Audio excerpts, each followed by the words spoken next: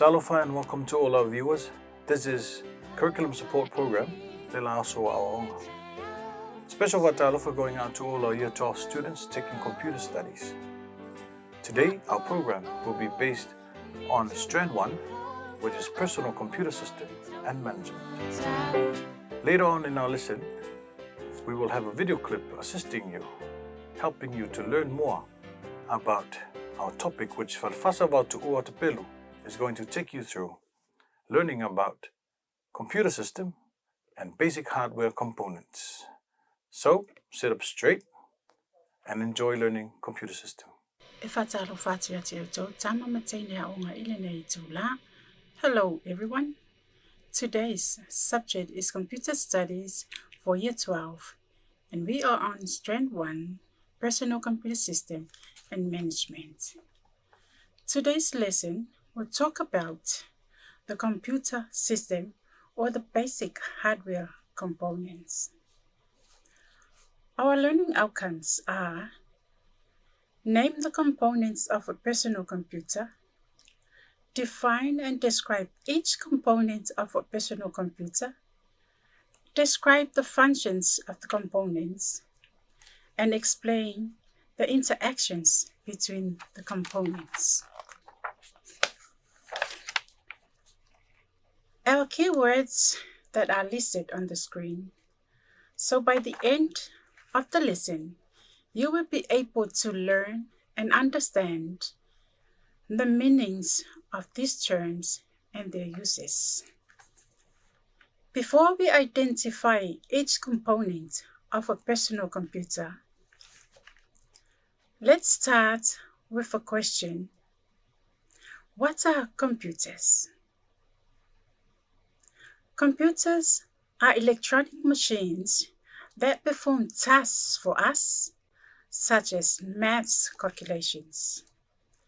They also store, retrieve, and process data and communicate electronically.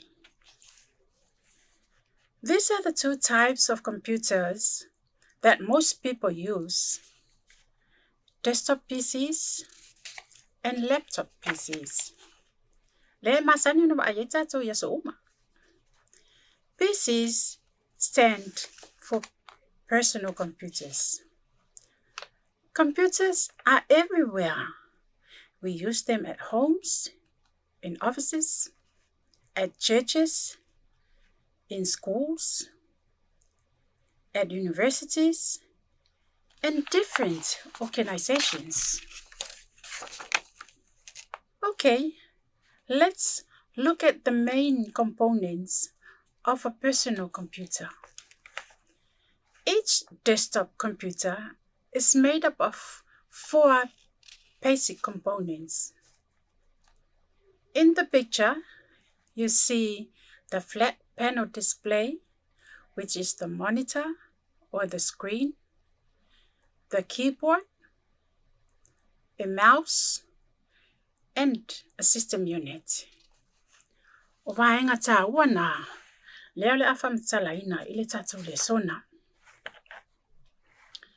So, what a computer does and how the operations by the components are performed. Input data using a keyboard and a mouse, store data in the memory, processes data by the central processing unit, and output data either through the monitor or the printer. The keyboard and mouse are examples of input devices, whereas the monitor and printer are examples of output devices. Let us now look at the input devices and their functions. Keyboard and mouse. These send data and commands into the system unit. Let us turn our attention to the output devices. 1. The monitor gives a visual display of outputs, whereas 2. The printer keeps a hard copy of output. This shows the user what has been processed, the system unit, and what it contains or holds. We will also introduce the term hardware and what it means in the system. Hardware are actually parts of the computer that we can touch and feel. The parts inside the system unit are neither input nor output because they are already inside the case. We now shift our attention to the brain of the computer, the CPU or the central processing unit. This is where raw data is processed and the results are then output. We now look at the storage capacities of a computer. 1. The main memory consists of 2 main types. 1. The RAM chip. RAM means random access memory, which stores data in the CPU is currently working on. This is a place for temporary storage, a volatile memory. 2. The ROM chip. ROM means read-only memory, which contains permanent instructions and unchanging data, meaning the data still remains when the computer is turned off. Note, ROM is non-volatile, meaning permanent storage. 2. Secondary memory are storage devices. Example, hard disks, flash drives, CDs, etc. and etc. Note that the main feature of the secondary memory, it is not directly connected to the CPU. Note the cycle in the illustration. Processing is done by the CPU. Processed data is sent to the primary memory. From the primary memory, data is then stored in the secondary memory for recalling, for further processing, or for printing. Some examples of storage devices are listed. HDD, hard disk drive, which resides inside the computer. Removable storage devices. External hard disk drive, USB flash drive or memory stick, compact disc drives, CD, DVD drives. This is a view and description of a hard disk drive. Hard disk drive, a magnetic disk drive that can store very large amounts of data. This is the device that stores all the computer's program and most of the files. A USB flash drive are also known as a USB stick, USB thumb drive, or pen drive. It's a plug and play portable storage device that uses flash memory.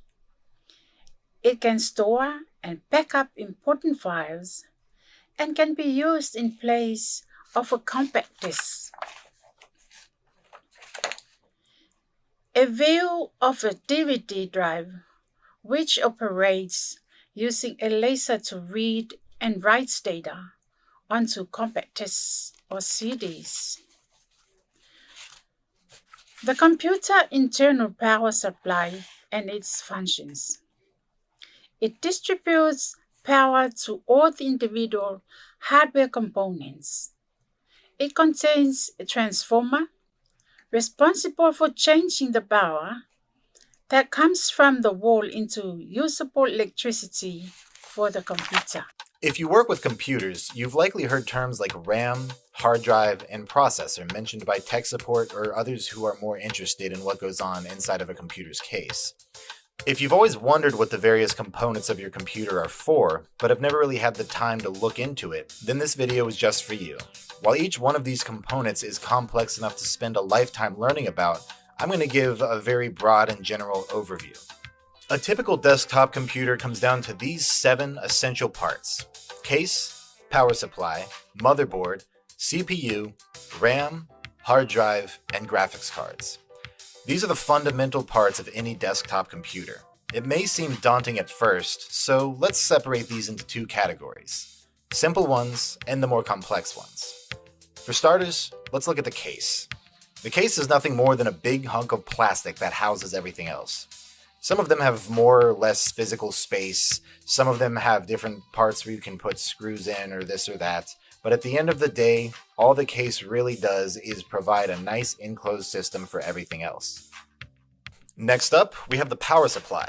This part of your computer, almost always located on the bottom, is the part that plugs into the wall and provides all of the other parts with the electricity needed to do their thing.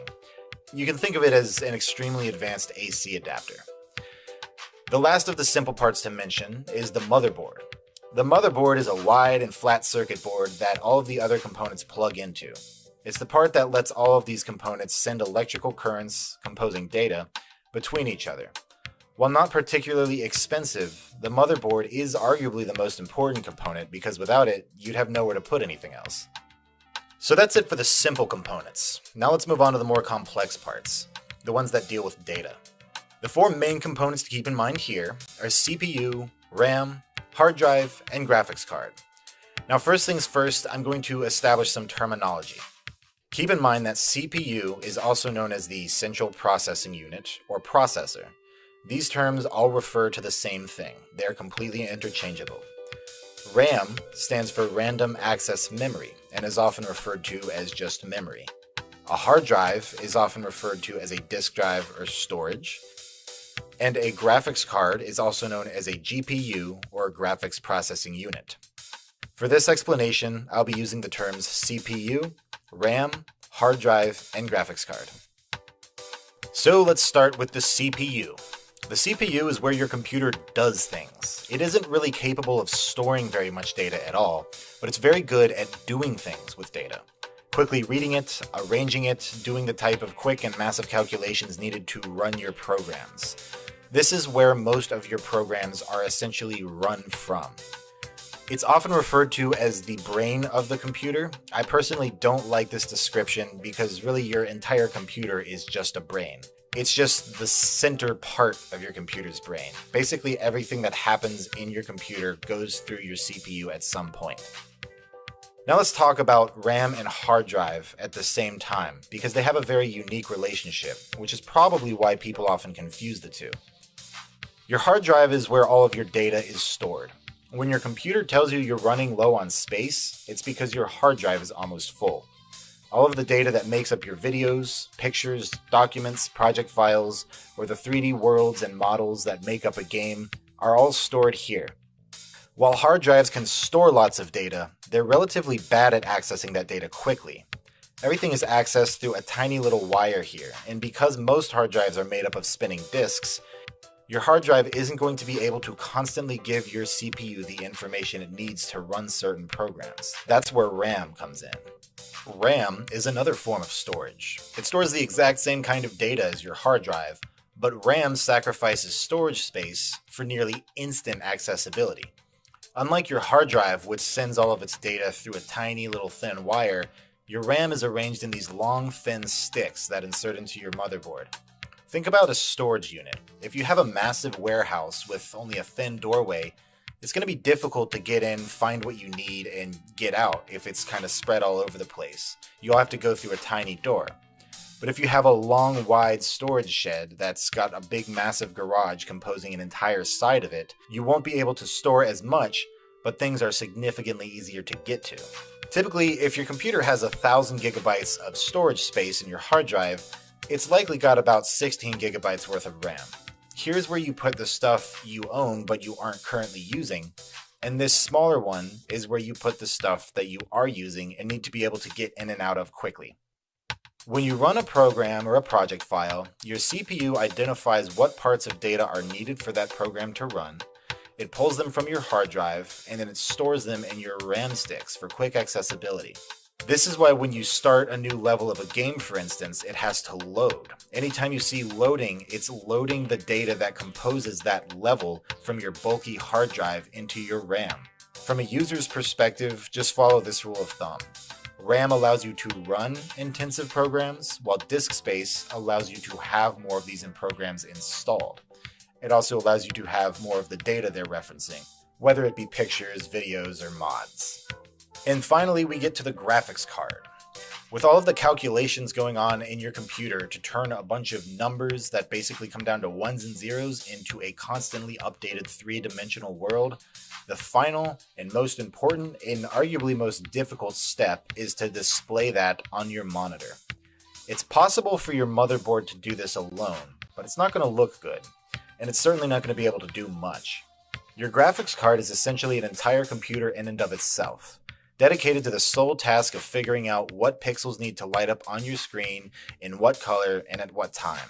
If you were playing a game that had a very busy and high texture world with lots of models and different angles and colors, your CPU is the thing that creates that world. It knows where the stuff is, and it does so with data that's been stored in your RAM, which was loaded out of your hard drive, but it's your graphics card that figures out what it's supposed to look like based on where you're standing in the world.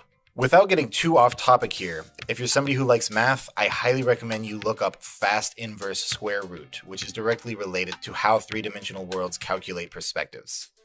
So that pretty much sums it up. There are other components worth mentioning, such as cooling systems or internal wireless cards, but really those are extras.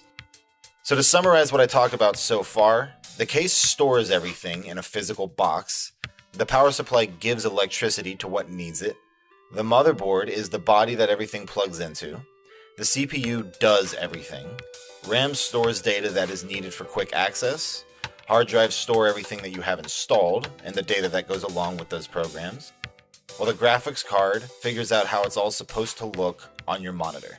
To summarize our lesson, computers are electronic devices that stores, retrieves, and process data, and they let us communicate electronically. Examples of input devices: keyboard and mouse, output device, monitor or printer, storage device, USB flash drive or CD, DVD drive. Process device is the CPU, Central Processing Unit. Shown is a simple flowchart linking the four basic operations by a computer.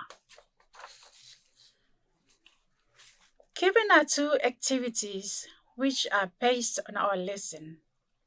Activity 1. Label the parts of the computer with the given names below. A, B, C, D, E, and F. Activity 2.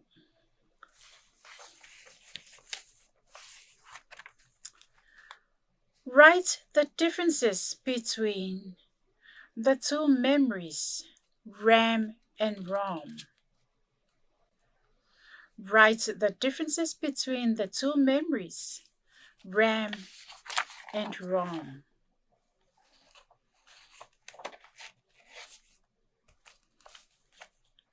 Okay, now this is the solution for activity 1.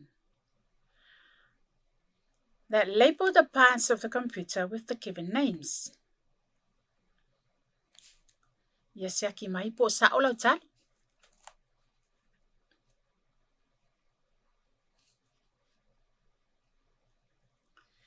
And also the solution for activity 2. Difference between RAM and ROM.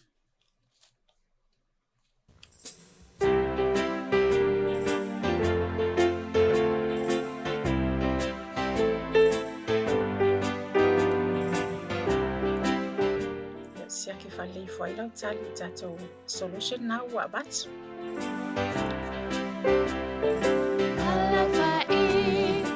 Ia o tato le sonal na mo to ile ne yaso. Hope you have enjoyed our program today. Atem ne to fa se fua.